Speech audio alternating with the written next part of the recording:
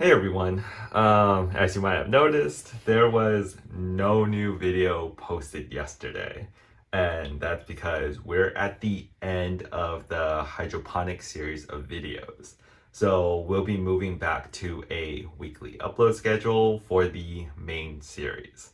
Although I'll still include sort of midweek videos like this as often as I can from time to time, and they'll be for things like interviews, tech reviews, and vlog posts.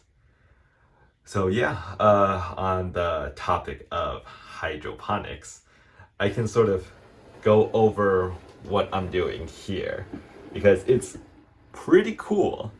And the videos I posted this year for the hydroponic series, all of that was filmed in the past 2 years.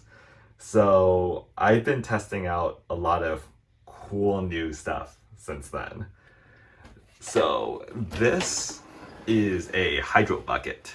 And you've seen me work with 5-gallon buckets all the time. So this works very similarly to a standard 5-gallon bucket. The biggest differences being that there is this sort of removable area which lets you access the roots. You can test the water from here without having to move the plant at all. So that's pretty nice. And then there's also these little hooks on the side. So you can use these for low stress training. And you can also use this to sort of lift the whole thing up. And then the other thing I'm testing, if you saw this right here, this is Coco Coir, so it's a soilless grow medium, and it's wrapped in a nursery bag. These nursery bags are sort of like a mini fabric pot. So they work just like fabric pots in the sense that the roots can grow through them and they'll air plume themselves. It can hold the soil in without leaking. The good part about the nursery bags though is that the walls are quite thin. Obviously, you can't use these for a really large grow because these will probably just split apart. They're not that strong. I can tear this by hand if I really wanted to, but you can transplant this directly into a larger fabric pot.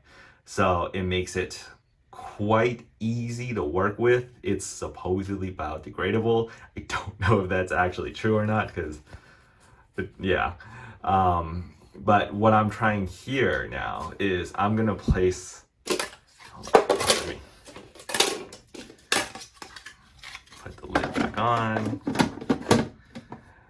is I'm gonna be growing this like this. Let me stuff it as far as possible. And this will actually create a dual root zone in that I can add soil amendments up here. I can add solid fertilizers to feed the plant, while the bottom then can feed the plant another way. This makes no sense for hydroponics. A dual root zone system is actually used for aquaponics, which is when you use sort of fish waste to feed the plants. It's a combination of aquaponics and hydroponics. So it's something that I'm currently testing out, and this would be a good way to ensure that at least a dual root zone system would work, and then I can translate it over to an aquaponic system. So that's basically it. I'm still looking for a local hemp farm to collaborate on a series of videos with. And for this series, we'll be talking about sort of how to grow on a commercial scale and cover all things commercial hemp. And hopefully with things starting to get back to normal, this will be easier to find. Of course, if anyone knows any commercial hemp farms in Southern California that would like to be featured, please let me know. And I'll talk to you soon.